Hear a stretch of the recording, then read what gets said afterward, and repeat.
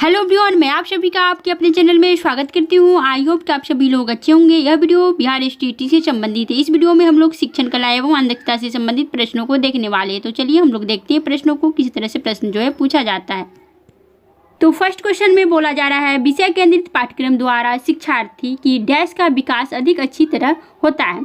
A option है सामाजिकता का, बी ऑप्शन है बौद्धिक शक्ति का, सी ऑप्शन है संवेगों का और डी ऑप्शन है भावनाओं का। कौन सा ऑप्शन राइट होगा? तो बी ऑप्शन राइट होगा, बौद्धिक शक्ति का। विषय केंद्रित पाठ्यक्रम द्वारा शिक्षार्थी की बौद्धिक शक्ति का विकास अधिक अच्छी तरह से होता है। तो बी ऑप्शन राइट है। अब हम लोग आगे की ओर बढ़ते हैं और देखते हैं क्वेश्चन नंबर सेकेंड को। इसमें क्या कुछ कहा जा रहा है क्वेश्चन नंबर सेकेंड में? क्वेश्चन नंबर सेकेंड में कहा जा रहा है, किस प्रकार के पाठ्यक्रम में सुधार लाने के लिए विस्तृत क्षेत्र पाठ्यक्रम संगठन का प्रतिपादन किया जाता है? ए ऑप्शन है कोर प्रधान, बी ऑप्शन है परंपरागत और सी ऑप्शन है बाल केंद्रित और डी ऑप्शन है अनुभव केंद्रित। कौन सा ऑप्शन राइट होगा? क्योंकि क्वेश्चन में बोला जा रहा है किस प्रकार के पाठ्यक्रम में सुधार लाने के लिए विस्तृत क्षेत्र पाठ्यक्रम संगठन का प्रतिपादन किया जाता है। कौन सा ऑप्शन राइट होगा आप लोग बताइए सेकेंड नंबर का। तो बी ऑप्शन राइट है परंपरागत, क्योंकि क्वेश्चन में बोला जा रहा है किस प्रकार के पाठ्यक्रम में सुधार लाने के लिए विस्तृत क्षेत्र पाठ्यक्रम संगठन का प्रतिपादन किया जाता है, तो परंपरागत होगा। बी ऑप्शन राइट है। अब हम लोग आगे की ओर बढ़ते हैं और देखते हैं क्वेश्चन नंबर थर्ड को देखेंगे। इसमें क्या कुछ कहा जा रहा है क्वेश्चन नंबर थर्ड में? क्वेश्चन नंबर थर्ड में बोला जा रहा है, यूनिट योजना के निम्न में कौन से सिद्धांत थे? यूनिट योजना के कौन से सिद्धांत थे? ए में है यूनिट योजना लचीली होती है, बी है साधन यूनिट सहयोग में से बनाई जाती है, साधन यूनिट जो है सहयोग से बनाई जाती है। फिर सी ऑप्शन है प्रतिदिन की योजना यूनिट को कार्यान्वित करती है।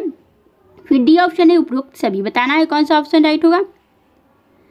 तो डी ऑप्शन राइट होगा, क्योंकि क्वेश्चन में बोला जा रहा है यूनिट योजना के निम्न में कौन से सिद्धांत है। तो ए में बोला जा रहा है यूनिट योजना लचीली होती है, तो सही है। फिर बी है साधन यूनिट सहयोग से बनाई जाती है, ये भी ऑप्शन राइट है। फिर सी में है प्रतिदिन की योजना यूनिट को कार्यान्वित करती है, तो सी ऑप्शन भी राइट है, इसलिए डी ऑप्शन राइट होगा। इसमें ऑल ऑफ द अबव कहा जा रहा है उपरोक्त सभी, तो डी ऑप्शन राइट है।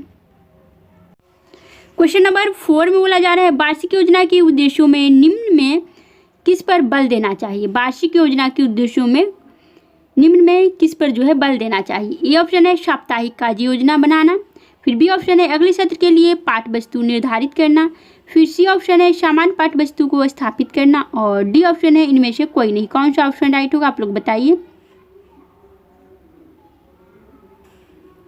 तो सी ऑप्शन राइट होगा, सामान्य पाठ वस्तु को स्थापित करना, क्योंकि क्वेश्चन में बोला जा रहा है वार्षिक योजना के उद्देश्यों में निम्न में किस पर बल देना चाहिए, तो सामान्य पाठ वस्तु को स्थापित करने में जो है बल देना चाहिए। ए में बोला जा रहा है साप्ताहिक कार्य योजना बनाना, नहीं, रॉन्ग होगा। फिर बी में है अगले सत्र के लिए पाठ वस्तु निर्धारित करना, ए भी रॉन्ग होगा। तो सी ऑप्शन राइट होगा, सामान्य पाठ वस्तु को स्थापित करना, सी ऑप्शन राइट है। अब हम लोग आगे की ओर बढ़ते हैं और देखते हैं क्वेश्चन नंबर 5 को। क्वेश्चन नंबर 5 में बोला जा रहा है, लक्षित अध्ययन का विरोध इस कारण किया जाता है कि ए में है इसके द्वारा विद्यार्थी कुछ नहीं सीखते, बी ऑप्शन है शिक्षक पाठ्य पुस्तकों को कोई महत्व नहीं देता, फिर सी ऑप्शन है विद्यार्थियों को अपने अध्ययन में शिक्षक के ऊपर बहुत कुछ निर्भर होना पड़ा है, फिर डी ऑप्शन है इनमें से कोई नहीं। कौन सा ऑप्शन राइट होगा? तो सी ऑप्शन राइट होगा, विद्यार्थी को अपने अध्ययन में शिक्षक के ऊपर बहुत कुछ निर्भर होना पड़ा है, क्योंकि क्वेश्चन में कहा जा रहा है लक्षित अध्ययन का विरोध इस कारण किया जाता है कि विद्यार्थी को अपने अध्ययन में शिक्षक के ऊपर बहुत कुछ निर्भर रहना पड़ा है, तो सी ऑप्शन राइट है। अब हम लोग आगे की ओर बढ़ते हैं और देखते हैं नेक्स्ट क्वेश्चन, क्वेश्चन नंबर 6 को देखेंगे। इसमें क्या कुछ कहा जा रहा है क्वेश्चन नंबर 6 में? तो क्वेश्चन नंबर 6 में कहा जा रहा है लक्षित अध्ययन में बल दिया जाता है। लक्षित अध्ययन में क्यों बल दिया जाता है? ए ऑप्शन है रहने पर, बी ऑप्शन है शिक्षक की व्याख्या पर, सी ऑप्शन है विद्यार्थी की शारीरिक क्रियाओं पर, डी ऑप्शन है विद्यार्थियों की अवबोधन एवं योग्यताओं में वृद्धि पर। कौन सा ऑप्शन राइट होगा आप लोग बताइए। तो इसका डी ऑप्शन राइट होगा, क्योंकि इसमें बोला जा रहा है क्वेश्चन में लक्षित अध्ययन में बल दिया जाता है। तो लक्षित अध्ययन में बल दिया जाता है विद्यार्थियों की अवबोधन एवं योग्यताओं में वृद्धि पर। तो डी ऑप्शन राइट होगा। और ए में बोला जा रहा था रहने पर, नहीं, ये रॉन्ग होगा। फिर बी में है शिक्षक की व्याख्या पर, ये भी रॉन्ग होगा। फिर डी में है विद्यार्थी की शारीरिक क्रियाओं पर, ये भी रॉन्ग होगा। और इसमें जो डी ऑप्शन को देखेंगे तो इसमें सभी कुछ आ जाता है, विद्यार्थियों की अवबोधन एवं योग्यताओं में वृद्धि पर, तो सभी आ गया, इसलिए बी ऑप्शन राइट है। अब हम लोग आगे की ओर बढ़ते हैं और देखते हैं क्वेश्चन नंबर 7 को देखेंगे। क्वेश्चन नंबर 7 में बोला जा रहा है आगमन विधि द्वारा प्राप्त किए हुए सत्यों का परीक्षण किस विधि द्वारा सबसे अच्छे प्रकार से किया जा सकता है। ए ऑप्शन है विवरण, बी ऑप्शन है समीक्षा, और सी ऑप्शन है निगमन, और डी ऑप्शन है व्याख्या। कौन सा ऑप्शन राइट होगा? तो सी ऑप्शन राइट होगा, निगमन, क्योंकि क्वेश्चन में बोला जा रहा है आगमन विधि द्वारा प्राप्त किए हुए सत्यों का परीक्षण किस विधि द्वारा सबसे अच्छे प्रकार से किया जा सकता है। तो निगमन विधि द्वारा जो है परीक्षण सबसे बेस्ट तरीके से किया जा सकता है।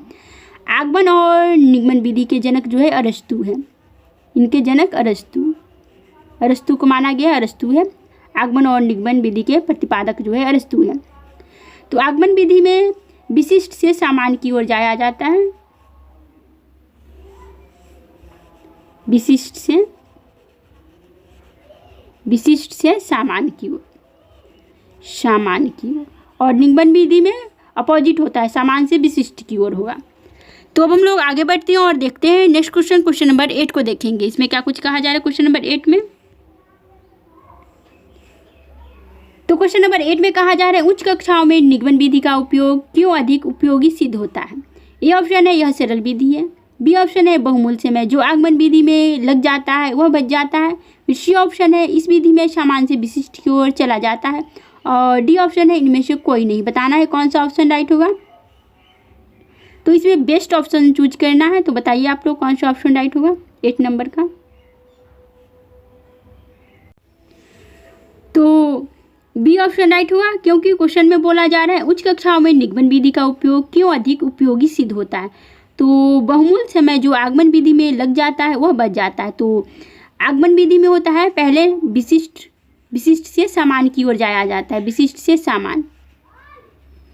इसमें विशिष्ट बहुत सारे उदाहरण देकर सामान्य की ओर जाया जाता है, और निगमन विधि में जो है सामान्य तरीके से उदाहरण प्रस्तुत करके और विशिष्ट की ओर जाया जाता है। अब हम लोग आगे की ओर बढ़ते हैं और देखते हैं नेक्स्ट क्वेश्चन, क्वेश्चन नंबर 9 को देखेंगे। इसमें क्या कुछ कहा जा रहा है क्वेश्चन नंबर 9 में?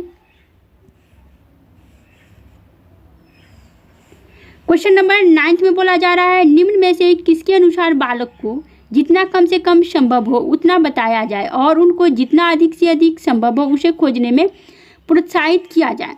ए ऑप्शन है रूसो, बी ऑप्शन है हर्बर्ट स्पेंसर, और सी ऑप्शन है आर्मस्ट्रॉन्ग, और डी ऑप्शन है इनमें से कोई नहीं। बताना है कौन सा ऑप्शन राइट होगा।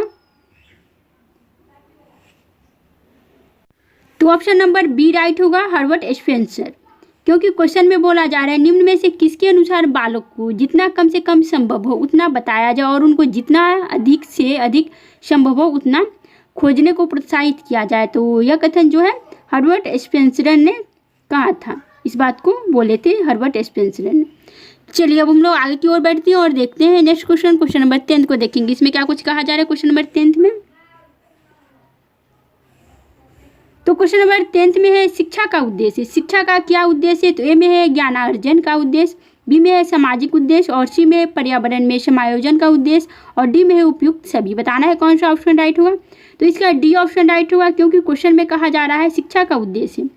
तो ए ऑप्शन में है ज्ञानार्जन का उद्देश्य, तो ये भी राइट होगा। बी में है सामाजिक उद्देश्य, तो ये भी राइट होगा। फिर सी में है पर्यावरण में समायोजन का उद्देश्य, तो ये भी राइट होगा। इसलिए डी ऑप्शन राइट होगा, उपयुक्त सभी, डी ऑप्शन राइट है। अब हम लोग आगे की ओर बढ़ते हैं और देखते हैं नेक्स्ट क्वेश्चन। तो 11th नंबर क्वेश्चन में बोला जा रहा है शिक्षा का उद्देश्य नहीं है। शिक्षा का क्या उद्देश्य नहीं है? तो ये ऑप्शन है जीवन के समस्त पक्ष का विकास करना, फिर बी ऑप्शन है जीवन के सिर्फ आर्थिक पक्ष का विकास करना, फिर सी ऑप्शन है राष्ट्रीय भावना का विकास करना, और डी ऑप्शन है इनमें से कोई नहीं। कौन सा ऑप्शन राइट होगा? क्योंकि क्वेश्चन में बोला जा रहा है शिक्षा का उद्देश्य नहीं, इसमें नॉट है, तो आप लोग ध्यान दीजिएगा। तो बी ऑप्शन राइट होगा। इसमें बोला जा रहा है जीवन के सिर्फ आर्थिक पक्ष का विकास करना जो है शिक्षा का उद्देश्य नहीं होगा। सिर्फ शिक्षा का उद्देश्य जो है आर्थिक पक्ष का विकास करना नहीं होता है, तो बी ऑप्शन राइट होगा। ए ऑप्शन को देखेंगे तो इसमें कहा जा रहा है जीवन के समस्त पक्ष का विकास करना, तो सही है।